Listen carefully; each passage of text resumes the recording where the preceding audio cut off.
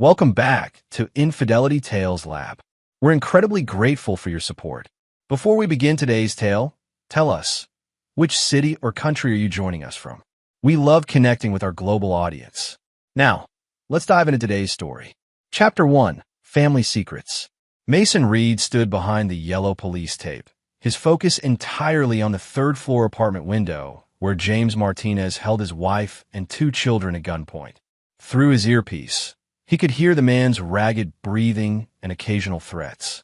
"I just want them to understand," Martinez sobbed into the phone. "They can't take my kids away from me." "I hear you, James," Mason said, keeping his voice steady.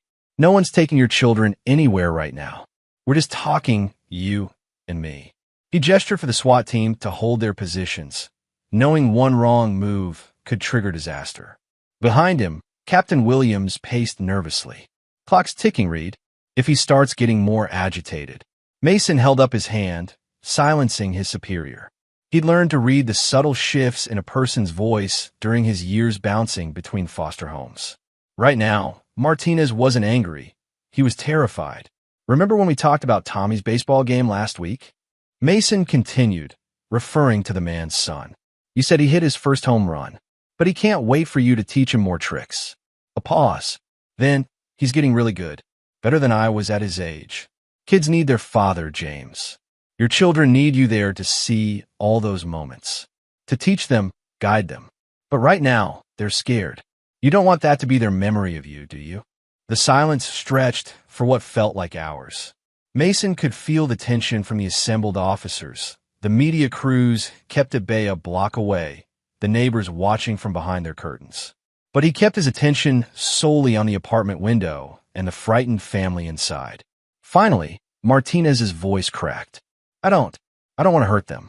I never wanted." "I know you don't. You're a good father who's going through a rough time. Let's work this out together. Your kids need to see that their dad knows how to handle tough situations. Show them now." The sound of a gun being placed on a table came through clearly.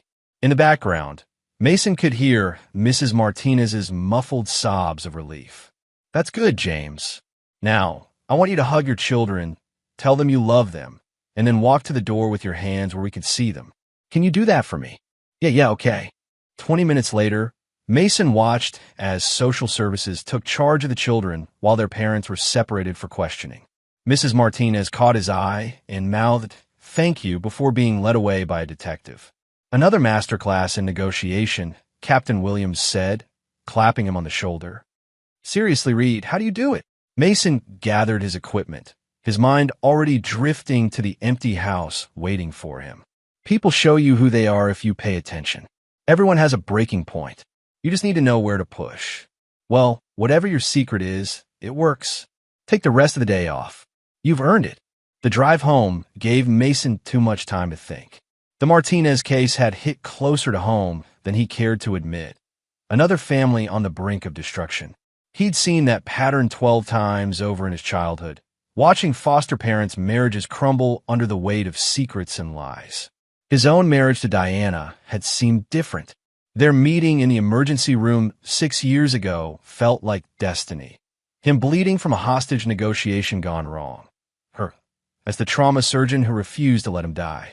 They'd bonded over their shared mission of saving lives, understanding the toll their professions took, supporting each other through the nightmares and triumphs. But lately, the signs had become impossible to ignore. Mason pulled into their driveway, noting Diana's car was missing again despite her shift supposedly ending hours ago. Inside, the house held the sterile emptiness of a museum rather than a home. He went through his post-work routine mechanically, checking the mail, brewing coffee, reviewing case notes. The sound of his phone buzzing broke the silence. "Reed, Mason, it's Sarah." His partner's voice held an edge he rarely heard. "Got a minute? What's wrong? Remember that gym owner you asked me to look into? Marcus Thompson." Mason's hand tightened on his coffee mug. "Elite performance, right?" "Yeah, I've been digging, and something's not right." 3 of his competitors died in accidents last year, all ruled unrelated, but the timing suspicious. "Let me guess, no solid proof? Nothing that would stick in court. You got friends in high places." Sarah paused, and Mason could hear her internal debate. There's something else. I saw Diana yesterday. The coffee turned bitter in his mouth. At the hospital? No. She was leaving Elite Performance. And Mason, she wasn't there to exercise.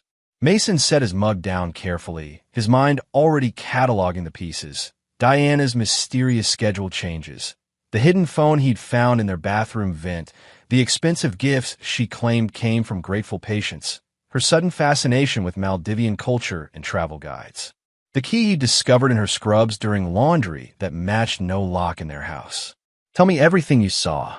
As Sarah detailed her observations, Mason moved through the house, seeing it with new eyes. Diana's home office held a stack of medical journals, and beneath them, printouts about international medical tourism. Her laptop was password protected, but the tablet they shared remained logged into their joint email. In her closet, shopping bags from luxury boutiques held items she'd never worn in his presence. I hate being right about this, Sarah finished. What are you going to do? Mason stared at the framed photo on their bedroom wall, and Diana on their wedding day, both beaming at the camera. Now he noticed how her smile didn't quite reach her eyes.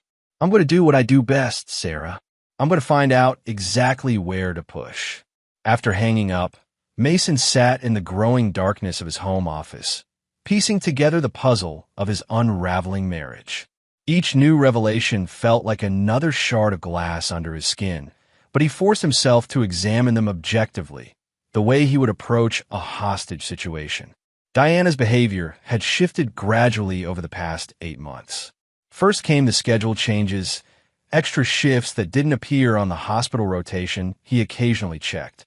Then the gym membership at Elite Performance, despite their fully equipped home gym.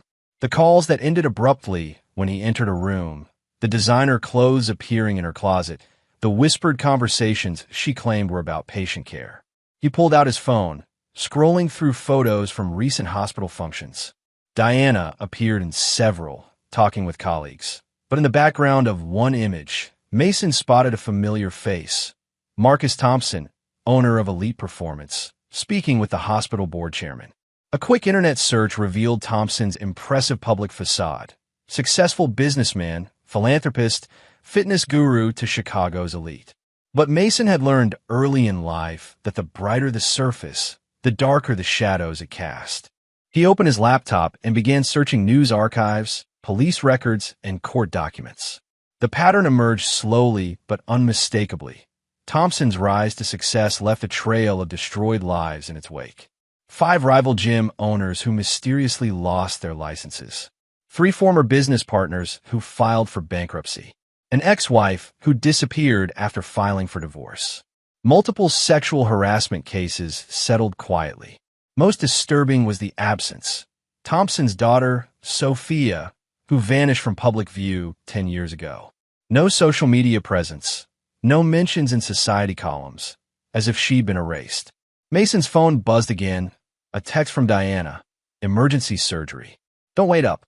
He checked the hospital's surgery schedule through his police department access. No emergency procedures were listed under Diana's name. The house creaked and settled around him as Mason continued his research deep into the night.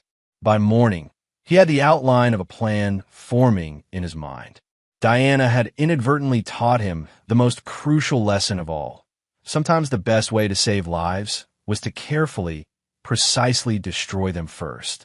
The next day, while Diana was supposedly at the hospital, Mason met with a private investigator he trusted from previous cases. I need everything, he told the investigator, sliding across an envelope of cash. Their meetings, their conversations, their plans. Everything they think is hidden. This kind of surveillance isn't cheap, the investigator warned. Money won't be an issue. Mason smiled grimly. After all, I'm about to fund my wife's dream vacation. Chapter 2. The Perfect Plan. The aging diner on Chicago's South Side had seen better days, but it served Mason's purposes perfectly. From his booth in the corner, he could observe every entrance while remaining partially hidden behind a dying potted plant. The coffee was terrible, but gave his hand something to do while he waited. The bell above the door chimed, and Sophia Thompson entered, her shoulders hunched against an imaginary weight. Even after 10 years, She carried herself like someone expecting a blow. Mason recognized that posture. He'd seen it in countless abuse victims during his career. "Mr. Reed?" Her voice was barely above a whisper as she slid into the booth. "I almost didn't come. Thank you for trusting me enough to meet," Mason said, pushing a fresh cup of coffee toward her. "I know it couldn't have been easy." Sophia wrapped her hands around the cup but didn't drink. "Why did you find me? After all this time?" "Because I need to understand who Marcus Thompson really is. And you're the only person who knows the truth." Her laugh held no humor. "The truth? Which version? The one where he's the successful businessman? The caring father? The philanthropist?" Her fingers tightened on the cup. "Or the one where he systematically destroyed my mother's life, piece by piece, until there was nothing left?" Mason kept his voice gentle. "Tell me about your mother." Sophia's story spilled out between sips of cooling coffee. Her mother's gradual descent into paranoia as Marcus gaslighted her, making her question her own sanity. The planted drugs that led to her arrest. The witnesses who mysteriously appeared at the custody hearing, telling elaborate lies about her mental state and fitness as a parent. "He didn't just abandon us," Sophia said, her hands shaking so badly she had to set down her cup. "He orchestrated Mom's complete destruction, made sure she lost everything, her reputation, her friends, her career. When she tried to fight for custody of me, he paid people to lie in court, said she was unstable, dangerous. Where is she now?" "Dead." Sophia's voice cracked. "Overdose, 3 years ago." Everyone assumed it proved what he'd said about her all along. No one questioned why a woman afraid of medications would suddenly take that much. Mason let the silence stretch, giving her time to compose herself. Finally, he asked, "Why did you agree to meet me?" Sophia pulled out her phone, scrolling through news articles. "Because I've been watching you," Mason Reed, Chicago PD's top hostage negotiator, known for solving impossible situations. "And now your wife is involved with my father." She met his eyes. "I want to help you destroy him." The meeting with Sophia confirmed Mason's suspicions and strengthened his resolve. Over the next few weeks, he built his trap with the same patience he used in hostage negotiations, laying each piece. Dr. Rachel Chun, Diana's colleague in the trauma unit, proved an unexpected ally. Mason cultivated their friendship slowly, starting with casual conversations when he dropped by the hospital. "I'm worried about Diana," he confided during one of their coffee breaks. "She seems stressed lately. Has she mentioned anything to you?" Rachel's hesitation told him everything. I shouldn't say anything. Please. If something's wrong, I need to know." Rachel glanced around the empty doctor's lounge before lowering her voice. "She's been writing prescriptions. Says they're for terminal patients, but I've tracked where the medications are going. They all lead back to elite performance." Mason feigned shock while mentally adding another piece to his puzzle. "The gym? Why would?" "I don't know," Rachel interrupted. "But Mason, these aren't normal prescriptions. Some of these drugs, they're restricted, controlled. If anyone found out." He reached across the table, squeezing her hand. "Thank you for telling me. I know how hard that must have been." Rachel's information opened new avenues of investigation. Mason used his police connections to access prescription records, building a paper trail that linked Diana's prescriptions to Thompson's gym. He invested in property adjacent to Marcus's planned expansion, using shell companies to hide his involvement. Through his network of foster care contacts, he located others who had crossed paths with Marcus, former employees, disgruntled clients, ruined competitors. The evidence mounted in encrypted files on his laptop. Weekly meetings between Diana and Marcus at the Grand Plaza Hotel. Joint viewings of medical office spaces in the Gold Coast District.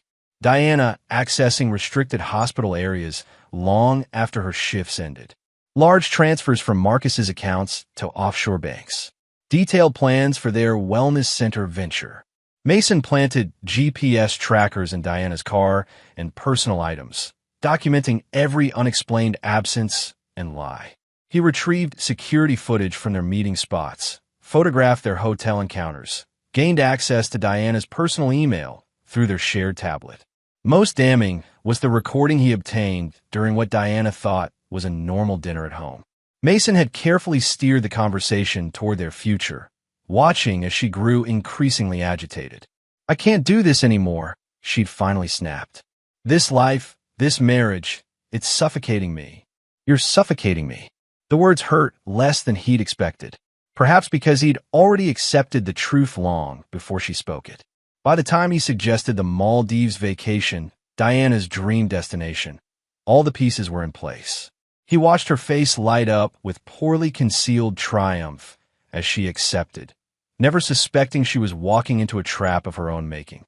The final phase required perfect timing. Mason coordinated with Dr. Chun, who agreed to book the same flight. He arranged for 3 undercover FBI agents to pose as tourists, briefed his private investigator on documenting everything, and called in a favor from a customs agent who owed him for saving his daughter during a school shooting. Their tampered passports would ensure a secondary screening, buying precious time for the rest of his plan to unfold. Diana had already transferred her hospital shares to Marcus, signed a lease on their wellness center, and resigned from her position. Marcus had liquidated several legitimate assets, preparing for their new life together. To complete the illusion of his breakdown, Mason began displaying signs of emotional instability at work. He called in sick for the first time in his career, showed uncharacteristic agitation during briefings, and made an appointment with the department psychiatrist. "Take some time," Captain Williams urged during their private meeting. "No one would blame you after what you did." Mason accepted the captain's sympathy with apparent gratitude, all while setting his final pieces in motion. The night before Diana's flight, he made one last call.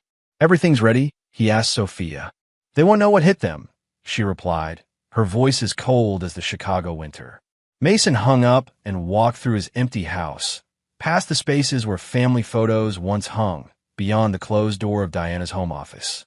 Tomorrow, she would leave for what she thought was her dream vacation with her lover. Instead, she was about to discover the true cost of betrayal. In the darkness of his study, Mason allowed himself a moment of reflection.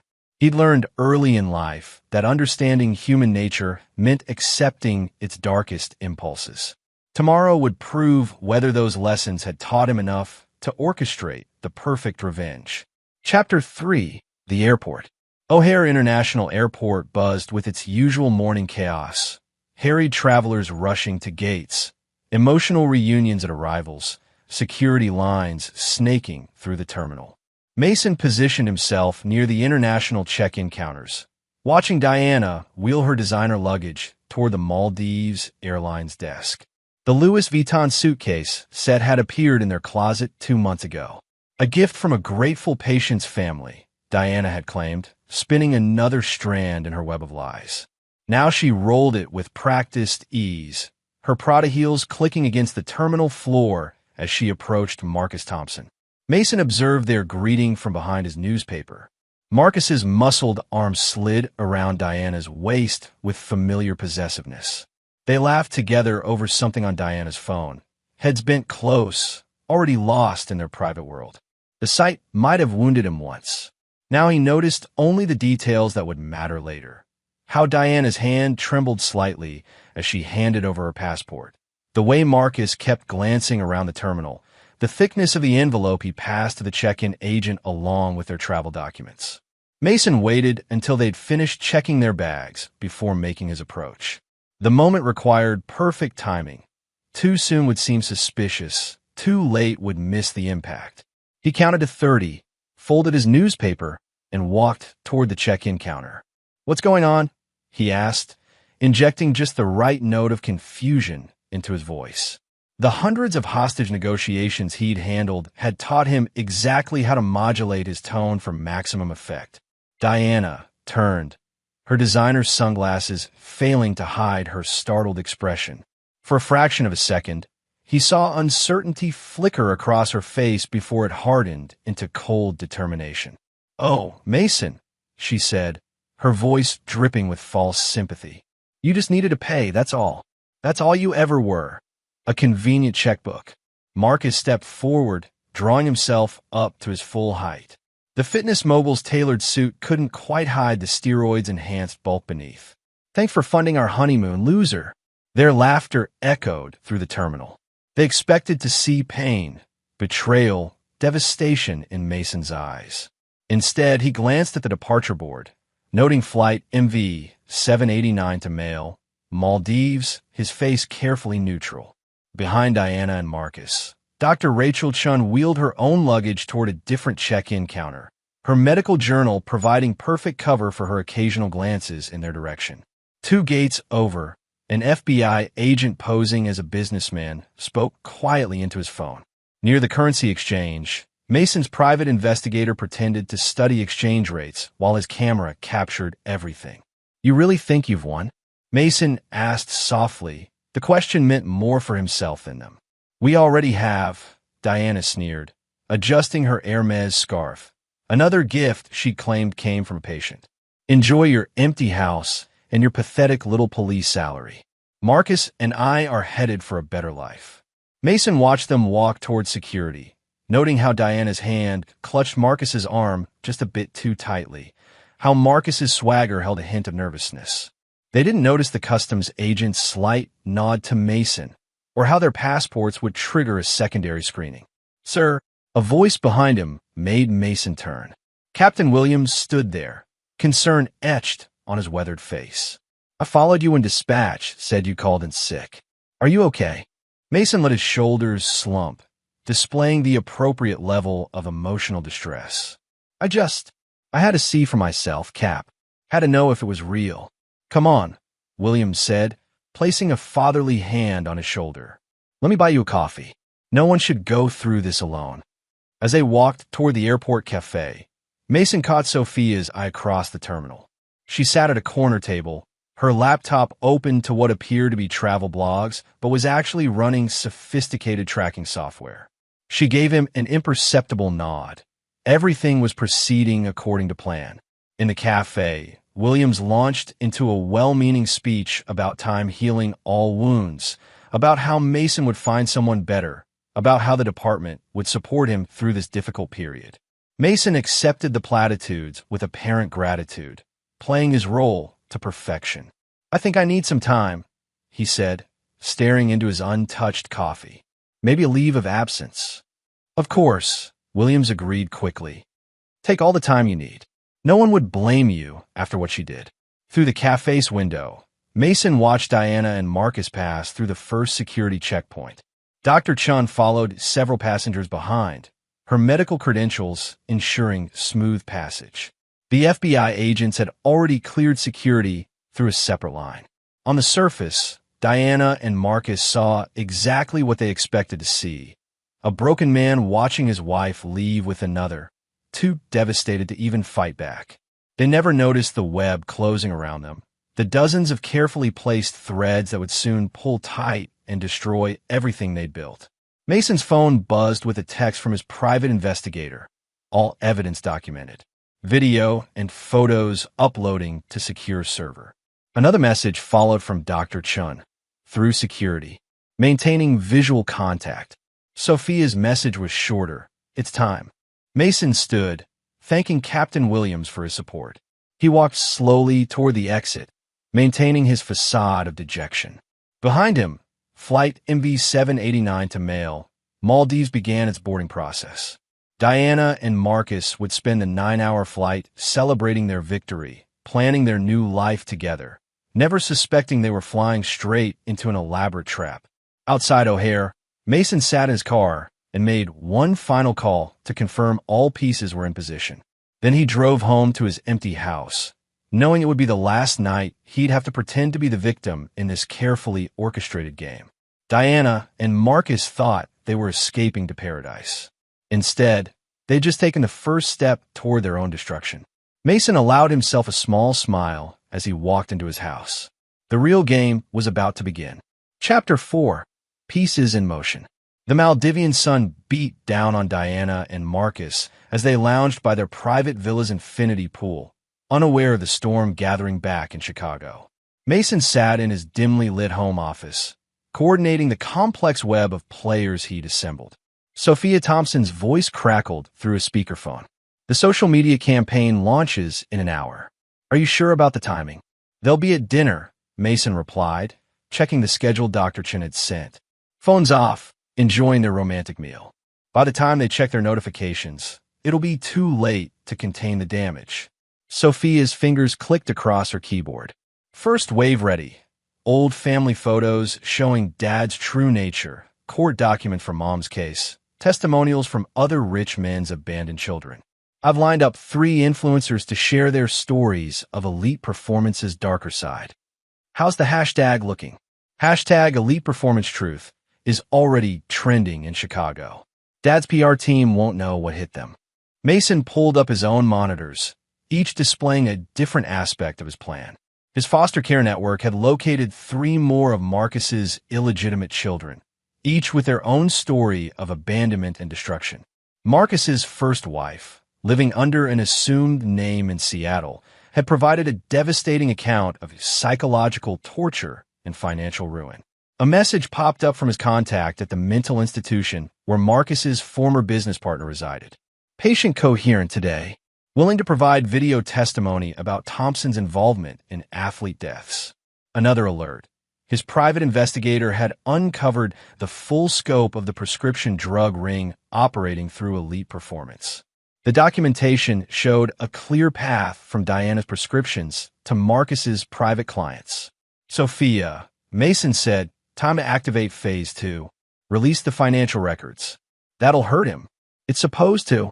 While Sophia worked, Mason placed a call to Victoria Thompson, Marcus's current wife.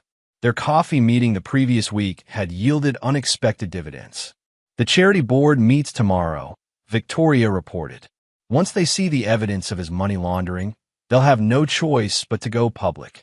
My lawyers are ready with the civil suit. What about the Cayman accounts? All documented, including his plans to frame me for embezzlement. Victoria's laugh held no humor. He really should have checked who else had access to those records. Mason ended the call and opened his secure messaging app. Dr. Chen's updates from the Maldives painted a picture of 2 people drunk on their own success. Diana and Marcus openly displaying affection at resort restaurants. Both taking restricted medications without prescriptions. Detailed conversations about their wellness center plans. Multiple calls to potential investors. Discussions of their medical tourism scheme. He switched screens to monitor the pressure points being applied to Marcus's business empire. Health inspectors arriving unannounced at Elite Performance locations. Key employees receiving lucrative offers from competitors. Tax auditors launching random reviews. Building code violations being reported at his properties. Local sports reporters investigating athlete deaths. Sarah Bennett, his partner, sent an encrypted file. You need to see this. Just intercepted communications between Thompson and known drug suppliers. DA's very interested. Mason forwarded the file to his FBI contact. Another piece falling into place. His phone buzzed. Captain Williams checking on him. How you holding up, Reed? Taking it day by day, Cap.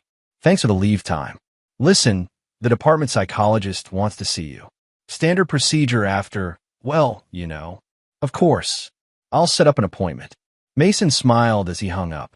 The department psychiatrist was already part of his plan, documenting Diana's pattern of emotional abuse and Marcus's escalating threats. Each session built another layer of protection around him. A notification from his banking app. Diana had just attempted to access their joint accounts. Mason had already moved most funds to hidden accounts, leaving just enough to maintain appearances. He watched as she transferred the remaining balance to an offshore account. His home security system pinged. The camera showed 2 men in hoodies approaching his front door, Marcus's usual intimidation tactics.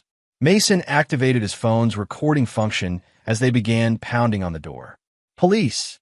Step away from the door. The thugs scattered at Sarah's command. She'd been watching from an unmarked car, building evidence of harassment. Got all on video, she texted, adding it to the file. Mason returned to monitoring Sophia's social media campaign. The hashtag had exploded, with hundreds sharing stories of abuse, fraud, and destruction at Marcus's hands. Elite Performance's carefully crafted image crumbled under the onslaught of truth. A message from his hospital contact, Diana's patient records showed disturbing patterns of lost medications and unauthorized access to restricted areas. The medical board would require a full investigation. Sir, Mason's private investigator called. You should know, Mrs. Reed just tried accessing the Wellness Center account. When she couldn't, she called 3 board members in a panic. And they denied knowing anything about the project, said they never approved any plans. Mason leaned back, visualizing Diana's reaction. She'd be realizing now that her carefully constructed exit strategy was built on quicksand. Marcus's promises of board approval and investor support were as empty as his claims of love. Sophia's voice broke through his thoughts. Dad's lawyers are scrambling. They've called 3 emergency meetings in the last hour. Keep pushing. Don't give them time to regroup. Mason pulled up the surveillance feeds from elite performance locations. Clients were leaving in droves, phones pressed to their ears as they called their lawyers. Marcus's empire was bleeding out, one canceled membership at a time. His secure phone lit up with a message from Dr. Chun. They're fighting. Diana just discovered the Wellness Center investors don't exist. Marcus blamed her for not securing hospital backing first. Paradise was already showing cracks. Mason opened his laptop and began typing his daily report. Each action, reaction, and consequence was documented. This wasn't just revenge. It was the systematic dismantling of 2 people who thought they could play him for a fool. Victoria Thompson called again. The charity board voted. They're turning everything over to the SEC. How's Marcus taking it? He doesn't know yet. Too busy playing honeymoon with his mistress to notice his real wife destroying him. Mason checked his watch. By now, Diana and Marcus would be receiving frantic calls from their lawyers. Their phones would be overflowing with notifications about trending hashtags and launched investigations. Their perfect escape was transforming into a trap. Sophia, he said, ready for phase 3? Hit me. Release the recordings. All of them. Across Chicago, evidence of Marcus and Diana's conspiracy flooded secure servers. Security footage showing their secret meetings. Recorded conversations about patient data sales. Documentation of prescription fraud. Evidence of medical license violations. Proof of planned embezzlement. Mason's trap had sprung perfectly. Each attempt by Diana and Marcus to contain the damage only entangled them further in his web. Their paradise had become a prison, and Mason held all the keys. Chapter 5. The Return. The arrivals terminal at O'Hare International Airport hummed with activity as Flight MV 789 from Maldives taxied to its gate. Mason watched through the security feed as Diana and Marcus emerged from customs, their designer luggage now bearing the signs of a thorough inspection. Mr. Thompson, Mrs. Reed, the customs agent said, her voice professionally neutral. Please step aside for additional screening. Diana clutched her Hermes bag closer. There must be some mistake. We've already been cleared in mail. Standard procedure, ma'am. Please follow me. Mason switched camera feeds to observe their separate interrogation rooms. Diana's practiced composure cracked as agents questioned her about undeclared medications. In the adjacent room, Marcus's demands for his lawyer were met with calm questions about offshore transfers. Sir, a junior agent approached Mason's observation position. We found these in their luggage. Mason examined the documents, plans for the Wellness Center, bank statements showing massive transfers, a USB drive containing patient data. Each item another nail in their coffin. Outside the airport, reporters gathered as news of the elite performance scandal broke. Mason's phone buzzed with updates. 3 civil suits filed against Marcus. Diana's medical license suspended pending investigation. Their Wellness Center location rezoned for residential use. All elite performance accounts frozen. Major news outlets running exposés. Sarah Bennett coordinated with FBI agents as they executed search warrants at elite performance locations. You won't believe what we're finding, Mason. Performance-enhancing drugs, patient records, evidence of blackmail. This goes deeper than we thought. Mason maintained his role as the devastated husband perfectly. He arrived at the airport appearing disheveled and concerned, playing the part of a man still hoping to save his marriage. "Diana," he called out as they emerged from customs. "Let me help. Whatever's happening, we can face it together." Her face contorted with fury. "You did this. Somehow, you orchestrated all of this." Marcus pushed forward, his muscle-bound frame tense for violence. Two TSA officers stepped between them, hands on their weapons. "Sir, please step back." Mason raised his hands in apparent surrender. "I just want to help my wife." Their lawyers arrived in an anxious flurry of expensive suits and urgent whispers. Mason watched Diana's expression shift from anger to fear as her attorney detailed the extent of the investigations. "Your medical license is suspended," the lawyer explained. "The board cited evidence of prescription fraud and patient data theft. They're scheduling an emergency hearing." Marcus's lawyer painted an equally grim picture. "The SEC is involved now. Your accounts are frozen. The charity board has turned over evidence of money laundering, and these wrongful death suits from former clients' families." Diana's composure finally shattered. "This is impossible. We had protection. You promised we had protection." "Protection?" Marcus snarled. "You're the one who botched the hospital backing. Now everything's falling apart because you couldn't handle your end." Mason drifted to the edge of the chaos, observing as their partnership dissolved under pressure. Dr. Chun approached, maintaining her cover as a concerned colleague. "Diana," she said, "the hospital board is meeting tomorrow. They want you to testify about the missing medications." The color drained from Diana's face. "Rachel? You too. I had to report it, Diana. It's my ethical obligation." Mason's phone vibrated. Sophia, confirming that new evidence had been uploaded to the FBI servers. Surveillance footage showed Diana accessing restricted hospital areas, Marcus meeting with known drug suppliers, both of them destroying documents at elite performance. Victoria Thompson's lawyers served Marcus with divorce papers right there in the terminal. The reporters outside caught his reaction on camera, the famous fitness guru lunging at process servers while shouting threats. Diana stood alone in the midst of the storm, her designer outfit and perfect makeup incongruous with her crumbling world. She turned to Mason, realization dawning in her eyes. "You planned this. All of it. The vacation, the timing, everything." Mason met her gaze calmly. "Everyone has a breaking point, Diana. You just need to know where to push." He walked away as FBI agents approached with warrant folders. Behind him, he heard Diana's indignant protests turn to sobs as the full weight of her situation became clear. Captain Williams waited by the exit. "Hell of a scene in there. You okay?" "Getting there, Cap." Mason loosened his tie. "Think I might need a few more days off, though." "Take all the time you need." Williams hesitated. "The department psychiatrist mentioned you've been documenting everything." "Smart move. Just trying to protect myself." Mason drove home through Chicago's evening traffic, fielding calls from his various pieces still in play. Sophia reported that Marcus's remaining allies were abandoning him. Victoria confirmed the charity board had voted to cooperate fully with investigators. Sarah detailed the evidence collected from elite performance rates. His house felt different now.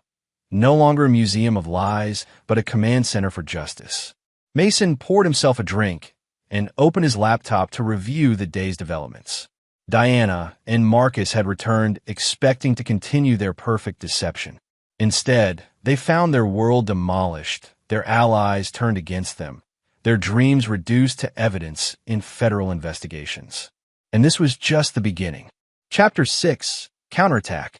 Diana paced the length of her luxury hotel suite, her Louboutin heels marking an angry rhythm on the carpet. Marcus sprawled on the sofa, his usual confident demeanor replaced by barely contained rage. "There has to be something we can use against him," Diana snapped, scrolling through her phone. "No one's as perfect. Mason has to have weaknesses." Marcus slammed his fist on the coffee table. "My investigators found nothing. Just his perfect record as a hostage negotiator and that foster care background he uses to play the sympathy card." "The foster care." Diana stopped pacing. "That's it. We can use that. Paint him as unstable, traumatized by his childhood. Make it look like he's having a breakdown and imagining conspiracies. She grabbed her laptop, fingers flying across the keyboard as she accessed her hospital's record system. Years of marriage to Mason had given her his passwords, his patterns.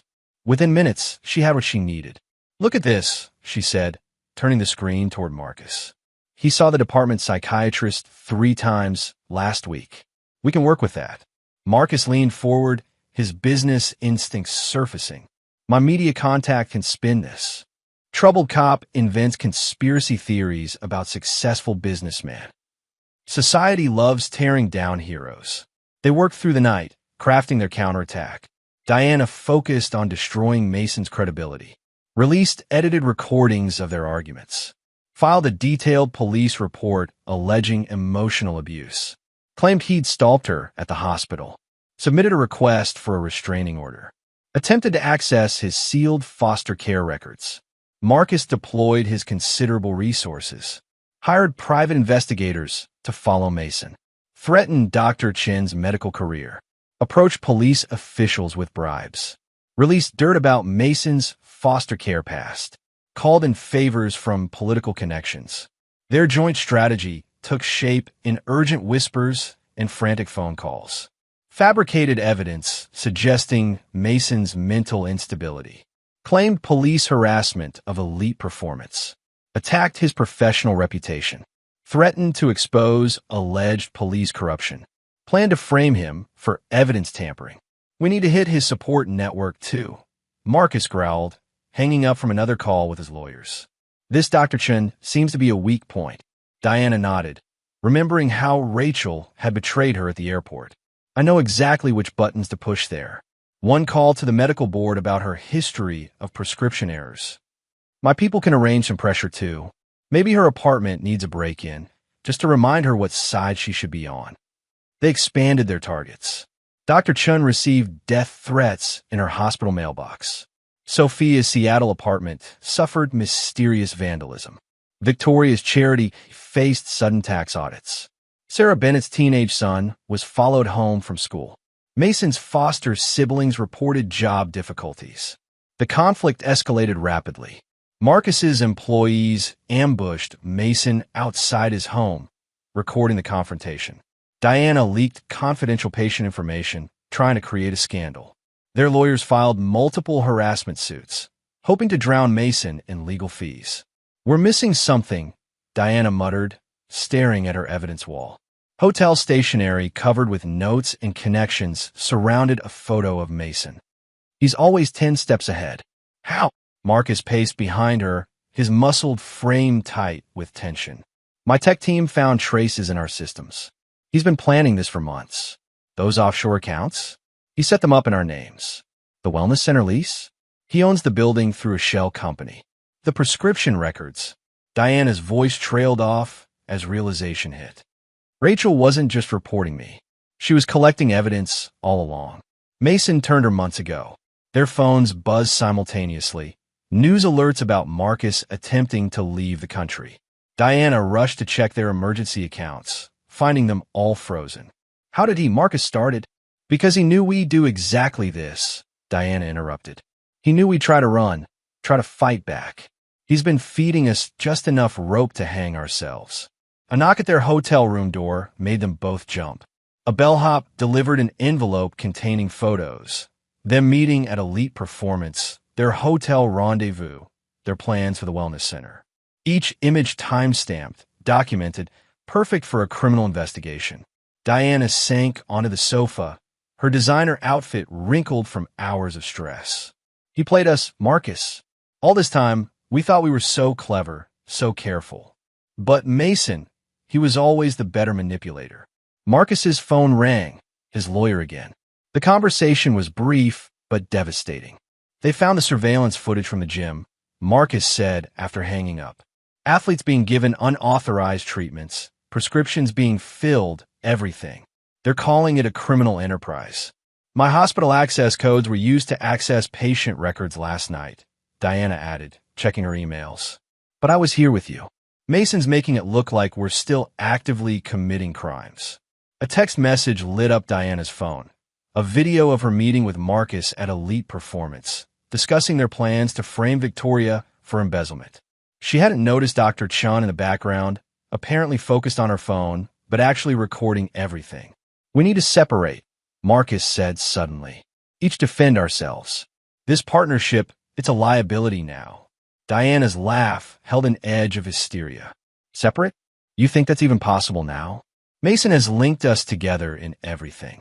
The prescriptions, the wellness center, the offshore accounts. It's all connected." Their phones buzzed again. Breaking news about elite performance athletes testing positive for banned substances. The reporters were already connecting it to Diana's prescription patterns. Marcus grabbed his jacket. "I need to handle this. My lawyers." "Your lawyers are already talking to the FBI," Diana interrupted, holding up her tablet. "Check your email. They're offering deals to whoever talks first." The room fell silent as they absorbed the implications. Everything they'd built, all their careful plans, were unraveling faster than they could react. Each counterattack had only entangled them further in Mason's web. Diana's medical license suspension notice arrived by courier. Overnight delivery ensuring she couldn't ignore it. Marcus's phone wouldn't stop buzzing with notifications about elite performance locations being raided by federal agents.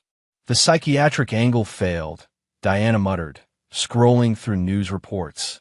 Mason's department evaluations paint him as completely stable. He used those sessions to document everything we did to him. Marcus slumped in his chair. "My political connections won't return my calls. Victoria's lawyers are demanding access to all the charity's records. The board members, they're all talking to investigators." A final text message arrived from an unknown number. Surveillance footage of their airport departure, multiple angles showing their confident dismissal of Mason. Their own words echoed back. "Thanks for funding our honeymoon, loser." Diana stood on shaky legs and walked to the window. Below, news vans gathered in the hotel parking lot. Their faces were already splashed across every local channel. The corrupt doctor and her criminal lover, their empire crumbling in real time. "He never lost control," she whispered. "Not for a moment. While we were celebrating our escape, he was just waiting, watching us choose our own destruction." Marcus's phone rang one last time. His expression crumpled as he listened. "What now?" Diana asked. "Sophia," he said, his voice hollow. "She's going public with everything. My ex-wife, the other children, all of it. She's been working with Mason from the start." Diana turned back to the window, watching more reporters arrive. Their counteroffensive had failed completely. Each attack had backfired. Each threat had been anticipated. Each move had been turned against them. Mason hadn't just outplayed them. He'd made them instruments of their own downfall. In her pocket, her phone buzzed with another news alert. She didn't need to read it. She already knew. Somewhere in Chicago, Mason Reed was watching everything unfold exactly as he'd planned. Chapter 7. The Final Pieces. The Federal Detention Center's interview room buzzed with fluorescent lights as Marcus Thompson's former personal trainer, James Rodriguez, leaned forward in his orange jumpsuit. His muscled frame had shrunk during his 3 months in custody, but his eyes held steady as he spoke to the FBI agents. "I'm ready to talk about the deaths," Rodriguez said, glancing at his lawyer. "All of them." 6 hours later, Rodriguez was found unresponsive in his cell. The security footage showed a brief visit from a man matching Marcus's description, wearing a guard's uniform. Toxicology reports revealed traces of substances normally found in elite performance supplements. Mason studied the footage in his temporary office at the FBI Task Force headquarters. "He got sloppy," he said to Sarah Bennett. "Desperation makes people take risks." "Prison guard uniforms aren't hard to fake," Sarah replied, spreading crime scene photos across the desk. "But the timing..." Rodriguez dies right before his official statement. Marcus didn't know Rodriguez had already given a sealed deposition. Mason tapped his keyboard, bringing up encrypted files. Everything's documented. The tainted supplements, the covered-up deaths, the bribes to medical examiners. A knock at the door interrupted them. Agent Shun from the DEA entered, carrying a thick file. "You need to see this. Diana's medical misconduct goes deeper than we thought." The evidence painted a disturbing picture. Patient deaths linked to unauthorized treatments. Insurance fraud schemes at multiple hospitals. Prescription drug ring operating through elite performance. Experimental procedures performed without consent. Falsified medical records covering it all. Mason's phone lit up with messages. Sophia reporting new victims coming forward. Victoria sharing charity fraud documentation. Dr. Chun uncovering more tampered hospital records. Sarah tracking Marcus's prison visit. FBI teams executing new search warrants. Their business empire's finished, Sarah said, reviewing the latest reports. Elite Performance's supplement line got recalled. The Wellness Center investors pulled out when the medical board investigation went public. Agent Chen nodded. DEA's raiding the remaining locations now. We found storage rooms full of restricted medications, all traceable to Diana's prescriptions. Mason's strategic placement of allies had paid off perfectly. Sophia's nationwide campaign had gathered momentum. Abuse victims sharing their stories. Athletes speaking out about dangerous treatments. Medical professionals reporting misconduct. Media coverage reaching international outlets. Congressional committees announcing investigations. Dr. Chen's evidence proved devastating. Security footage from hospital-restricted areas. Recovered deleted medical records. Testimony from intimidated staff members. Pharmacy audit trails showing patterns. Patient witnesses coming forward. Victoria's exposure of the charity scam revealed. Complex money laundering operations. Board members admitting to bribes. International accounts hiding millions. Political payoffs documented. Tax fraud schemes uncovered. Mason's own apparent breakdown had masked his role in the investigation. Psychiatric sessions recording Diana's abuse. Documentation of Marcus's threats. Evidence of witness intimidation. Proof of murder attempts. Details of their criminal enterprise. The FBI's involvement emerged publicly. Mason's undercover operation revealed. Federal surveillance authorized. International cooperation secured. Criminal network mapped. Prosecution cases prepared. Sarah entered with another update. Rodriguez's deposition is being unsealed tomorrow. His death kicked everything into high gear. How's Marcus taking the news? Mason asked. His lawyers try to cut a deal. Offered to testify against Diana. Mason smiled. And Diana? Meeting with prosecutors right now. Trying to paint herself as Marcus's victim. Agent Chen's phone buzzed. She read the message and looked up. Diana just offered a full confession. She's naming names. Doctors involved in the prescription ring, officials who took bribes, athletes who died from the treatments. Marcus won't take that well, Sarah observed. He's not supposed to, Mason replied. That's why Diana's confession is being leaked to him right now. The prison surveillance team reported in.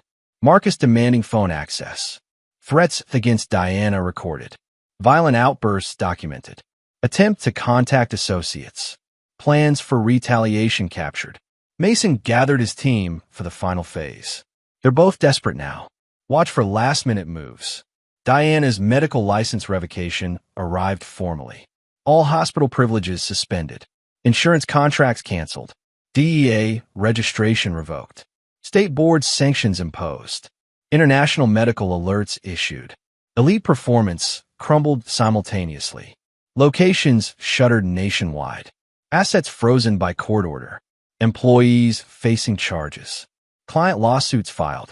Brand name toxic. The charity investigation expanded. Tax fraud charges filed. Board members indicted. International accounts seized. Political connections exposed. Complex schemes revealed. Mason's phone rang. Sophia updating him on the public reaction. Dad's former clients are all talking now. Athletes, celebrities, politicians. No one wants to be connected to him anymore. Keep the pressure on, Mason instructed. We need full exposure. Diana's desperate call to her lawyers was intercepted, attempting to shift blame, offering new evidence, claiming coercion, revealing murder plots, betraying conspirators. Marcus retaliated from prison, threatening messages sent, hidden evidence exposed, past crimes revealed, compromising videos released, witness intimidation attempted. The prosecution's cases solidified. RICO charges prepared. International warrants issued. Asset forfeiture processed. Witness protection arranged. Plea deals offered. Professional consequences mounted. Medical licenses permanently revoked. Business empire dismantled. Real estate holdings seized. Professional associations banned. Industry blacklisting implemented. Mason watched the final pieces fall into place. Diana and Marcus had started their journey believing they were escaping to paradise. Instead, they'd walked into a trap that had stripped them of everything: wealth, status, freedom, and finally, each other. Chapter 8. No Escape. Diana's hands trembled as she gripped the steering wheel of her Mercedes, speeding toward Chicago Executive Airport. Her phone buzzed constantly with notifications about Marcus's prison rampage after learning of her confession. The private jet waited on the tarmac, fueled and ready. She'd paid cash, used a false name, filed a flight plan to Canada. The pilot assured her they could be airborne in minutes. Going somewhere, Diana screamed. Mason sat in the back seat, appearing as if by magic. How did you get in? You never changed the keyless entry code. He leaned forward. The pilot works for us, by the way, along with the flight crew, ground staff, and air traffic controllers. She slammed on the brakes, but Mason was ready. I wouldn't. SWAT teams are positioned at both exits. FBI agents cover the perimeter. Your passport's already flagged internationally. Diana's designer purse held a small fortune in diamonds, her emergency escape fund. What do you want? Just to watch. Your confession hit the news an hour ago. Marcus is being charged with Rodriguez's murder. The DA's adding attempted flight to avoid prosecution to your charges. Her phone rang. Marcus's prison call. Mason nodded. Go ahead. Answer it. It's being recorded anyway. You backstabbing witch. Marcus's voice filled the car. They're charging me with murder because of you. You killed Rodriguez. What was I supposed to do? I'm going to tell them everything. The patients you killed testing those treatments. The athletes who died from your prescriptions. All of it. Diana's face drained of color. You can't prove. Your signatures on all the orders. Your access codes open to restricted areas. I made sure everything traced back to you. Mason watched Diana's composure crack. He's right, you know. Marcus documented everything, thinking it was insurance against you betraying him. Now it's evidence for the prosecution. She ended the call, hands shaking. Through the windshield, she could see police lights approaching. It's over, Diana, Mason said quietly. Your assets are frozen. The wellness center property's been seized. Even your offshore accounts are locked. You did this. All of it. No. You and Marcus did this. I just made sure you couldn't hide it anymore. Federal agents surrounded the car. Diana's phone buzzed one last time. Her lawyer warning that any attempt to flee would destroy her chance for a plea deal. Why? She whispered. You could have just divorced me. Mason opened his door as Agent Chin approached. Because people like you and Marcus need to learn. Sometimes the predators become prey. At the federal courthouse, Marcus faced the judge for his arraignment. His designer suit had been replaced by prison orange, his confident swagger reduced to shuffling feet. Your Honor, his lawyer began, my client wishes to cooperate fully. By throwing me under the bus? Diana's voice rang out from the gallery. After you promised we'd face this together? Marcus spun around. You betrayed me first, running to the prosecutors with your lies. Order. The judge's gavel cracked. Remove Mrs. Reed from my courtroom. Mason watched from his position near the door as Diana was escorted out, still hurling accusations at Marcus. Their perfect partnership had dissolved into mutual destruction. Sarah appeared at his side. That was quite a show. They're not acting anymore, Mason replied. The masks are off. Federal cases are solid, Sarah reported. RICO charges, international warrants, asset forfeiture. It's all proceeding. Even found some charges that could stick in countries without extradition. Mason's phone vibrated. Sophia, sending video of protests outside elite performance locations. Victoria's message followed, confirming the charity board had voted to cooperate fully with investigators. The evidence mounted hourly. Marcus's prison visit footage released. Diana's patient deaths documented. Offshore accounts traced. Witness intimidation proven. Murder conspiracy exposed. Their desperate final moves backfired spectacularly. Diana's escape attempt captured on video. Marcus's prison calls recorded. Hidden evidence discovered. Mutual betrayals documented. Criminal enterprise exposed. The federal cases expanded. RICO indictments filed. International alerts issued. Asset seizures completed. Witness protection implemented. Plea negotiations started. Professional destruction followed. Medical careers ended. Business empires dismantled. Licenses permanently revoked. Professional reputations ruined. Industry bans implemented. Mason left the courthouse as reporters swarmed the entrance. Behind him, Diana and Marcus's world continued to implode, their accusations and betrayals ensuring neither would see freedom again. Chapter 9. Sweet Revenge. The small-town medical clinic sat at the edge of nowhere, its faded sign advertising basic services for the local farming community. Mason parked his FBI vehicle and watched Diana emerge from her shift. 5 years had changed her. The designer clothes were gone, replaced by practical scrubs. Her practiced smile looked brittle as she walked toward the bus stop, shoulders hunched against the weight of monitoring anklets and restricted licenses. She spotted him and froze. Mason saw the flash of hatred in her eyes before she turned away. The transformation of her life satisfied something deep in his soul. 15-year federal sentence served. Medical practice strictly supervised. Assets forfeited to victims. Professional reputation destroyed. Future prospects eliminated. Marcus wrote desperate letters from prison, begging for reconsideration, offering new information, claiming redemption, seeking reduced sentences, pleading for mercy. Their separate fates reflected perfect justice. Careers permanently ruined. Wealth completely stripped. Reputations irreparably damaged. Social status eliminated. Freedom severely restricted. Mason's own life had transformed dramatically. FBI task force leadership position. Marriage to Sarah Bennett. International consulting career. Best-selling book series. Victim advocacy program. The systematic changes sparked by the case. Medical oversight increased. Gym regulations strengthened. Fraud detection improved.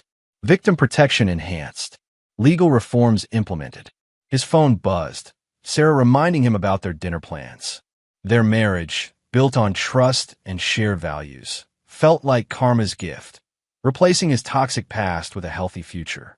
Sophia had found peace too, channeling her pain into purpose, running victim support programs, advocating for legal reforms, counseling other survivors, building support networks, creating lasting change.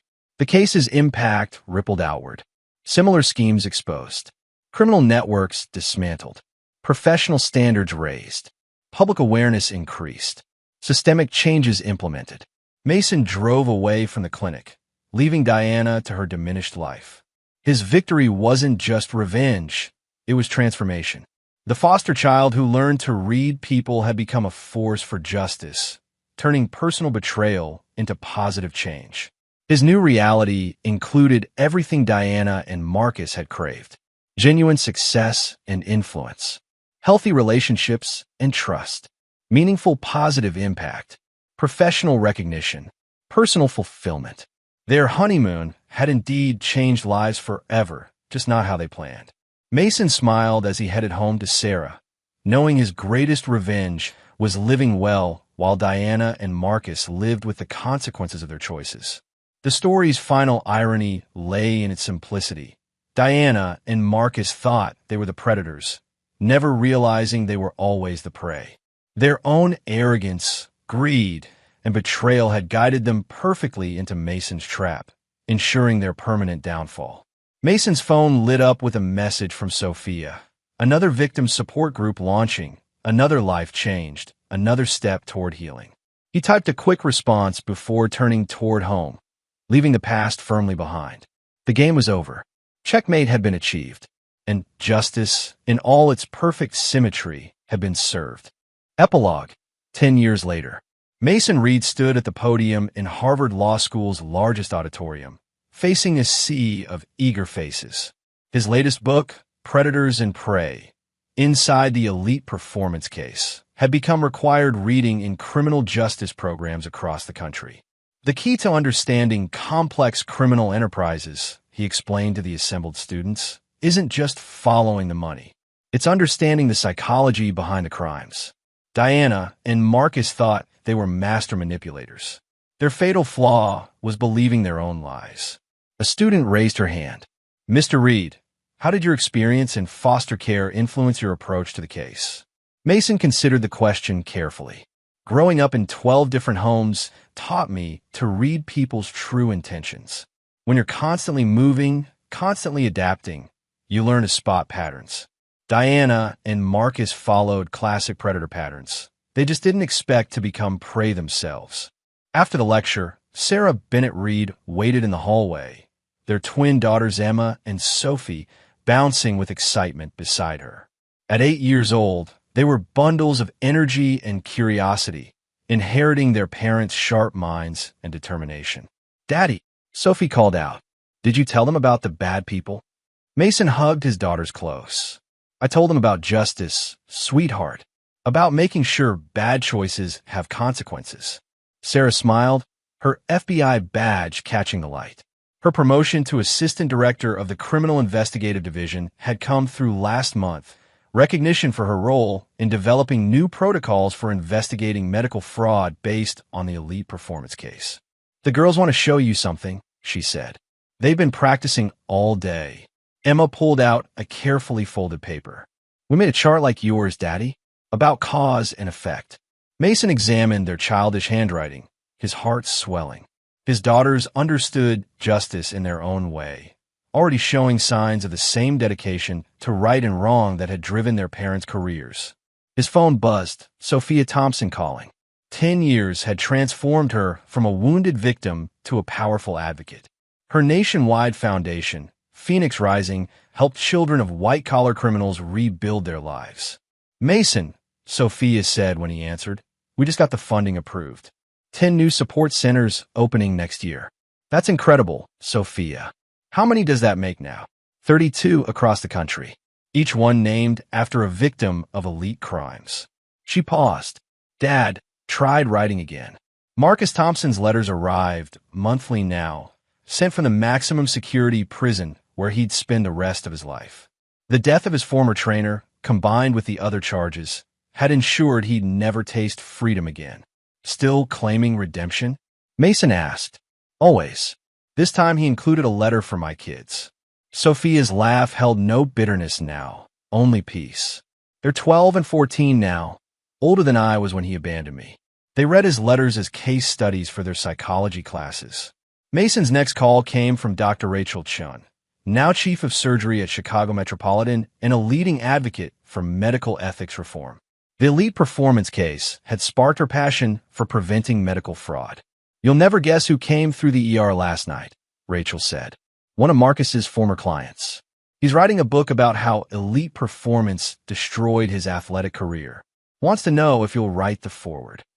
Mason glanced at his calendar, already filled with speaking engagements and consulting work. His role as special advisor to the FBI's Medical Fraud Task Force kept him busy, but cases like this mattered. "Send him my contact info," he replied. "These stories need to be told." Victoria Thompson had transformed her experience into power. After divorcing Marcus, she'd rebuilt her charity into a legitimate force for good, focusing on supporting victims of financial crimes. Her testimony before Congress had helped pass new regulations for fitness industry oversight. "Mason." Victoria's voice rang with excitement when she called. "The Thompson Act passed the Senate. Full regulatory framework for supplement manufacturing and testing. The law, named ironically after Marcus Thompson's crimes, would prevent others from building empires on dangerous supplements and false promises." Captain Williams, now Police Commissioner Williams, still sought Mason's advice on complex cases. Their weekly lunches had become a tradition, a chance to discuss how the elite performance case had changed law enforcement approaches to white-collar crime. "Remember when I asked how you did it?" Williams mused during their latest meeting. "How you always knew where to push. Now we teach your techniques at the academy." The case's ripple effects had transformed multiple industries. Medical oversight, new protocols for prescription tracking, enhanced scrutiny of private medical practices, regular audits of hospital dispensaries, stricter penalties for prescription fraud, improved patient data protection, fitness industry regulation, mandatory supplement testing, regular facility inspections, background checks for owners, client protection measures, financial transparency requirements, legal system changes, updated RICO application guidelines, strengthened witness protection programs, enhanced evidence collection protocols, improved international cooperation, new sentencing guidelines for medical fraud. Mason's own legacy had grown beyond his expectations. FBI consulting divisions worldwide, university lecture series, training programs for law enforcement, professional development workshops, expert witness services. Sarah's work complemented his perfectly. Specialized investigation units, interagency cooperation protocols, international task force leadership, policy development initiatives, training program oversight. Their family life thrived on shared purpose, teaching their daughters about justice, building strong ethical foundations, encouraging critical thinking, fostering empathy and understanding, creating positive change together. The last pieces of the elite performance saga played out in quiet corners. Diana served her 15-year sentence, earning early release for cooperation. Now she worked under strict supervision at small clinics, her practice limited and monitored. Her attempts to rebuild her life showed in small ways. Modest clothes, public transportation, humble accommodation. The designer lifestyle was gone forever. Mason occasionally received reports about her through official channels. Regular compliance checks, supervised practice reviews, restricted prescription authority, mandatory ethics training, community service requirements. Marcus faced a different fate in prison. Multiple appeals denied, requests for clemency rejected, prison privileges restricted, outside contact limited, hope of release eliminated. Their circle of influence had shattered. Former clients distanced themselves. Business associates denied connections. Social contacts disappeared. Professional networks dissolved. Political allies abandoned them. The victims found various paths to healing. Support group participation, public advocacy work, legal system reform, educational initiatives, community building efforts. Sophia's foundation grew stronger. National recognition received. Political influence expanded. Support services increased. Educational programs developed. Legislative changes achieved. Dr. Chen's medical ethics work flourished. Hospital protocols revised. Training programs implemented. Oversight systems developed. Professional standards raised. Industry practices transformed. Victoria's charitable work evolved. Victim support expanded. Financial education provided. Legal assistance offered. Recovery programs developed. Prevention strategies implemented.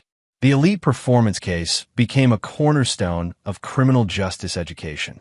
Law school curriculum inclusion. Police academy training material. FBI case study programs. Ethics course components. Professional development resources.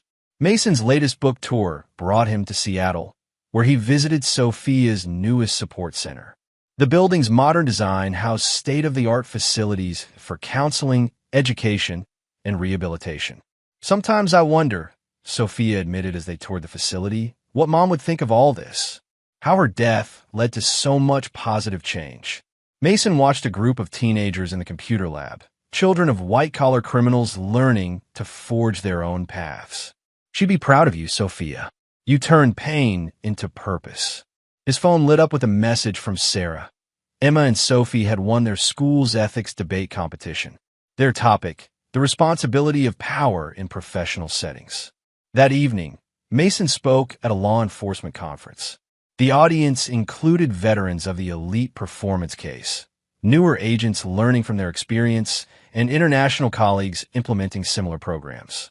The lesson isn't just about catching criminals, he concluded. It's about understanding that true justice comes from transformation. Diana and Marcus thought they were writing a story of escape and victory. Instead, they became a cautionary tale about hubris and consequences.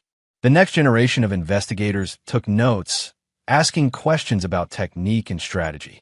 But Mason knew the real lesson was simpler. Sometimes justice required patience, understanding, and the wisdom to let perpetrators become instruments of their own downfall. Later that night, in his hotel room, Mason reviewed an intelligence report about a new case showing familiar patterns. His phone buzzed with messages from his network. Sarah sharing case connections. Sophia offering victim support. Rachel reporting medical irregularities. Victoria noting financial patterns. Williams requesting consultation. The work continued, evolving with each new challenge. Mason smiled as he began his analysis, knowing that somewhere Diana and Marcus's legacy lived on, not as a story of criminal success, but as a blueprint for justice served. His daughter's chart lay on the desk beside him, their childish writing mapping cause and effect. They understood, even at their young age, that choices had consequences, that justice might take time, but always arrived. Mason sent a quick message to Sarah, "On my way home tomorrow. Tell the girls their chart helped solve another case." The elite performance saga had ended, but its impact continued rippling outward, touching lives, changing systems, protecting future victims. Mason's greatest victory wasn't just bringing down two criminals. It was creating lasting change that would prevent others from following their path. The next morning, he packed his notes and headed to the airport. Another case waited, another story of power and corruption needing exposure. But now he had something he'd never had in those 12 foster homes. A legacy of justice, a network of allies, and a family who understood that sometimes the greatest victories came from letting predators destroy themselves. In his carry-on, Emma and Sophie's chart reminded him of life's simple truths. Their understanding of justice would carry forward, ensuring that long after the elite performance case faded into history, its lessons would continue teaching new generations about the power of patience, the importance of truth, and the ultimate price of betrayal. And there you have it. Another story comes to an end. What did you think? I'd love to hear your thoughts in the comments below. If you enjoy this story, consider joining our community by subscribing. It means the world to us. For more stories like this one, check out the recommended videos on screen. And I'll see you there.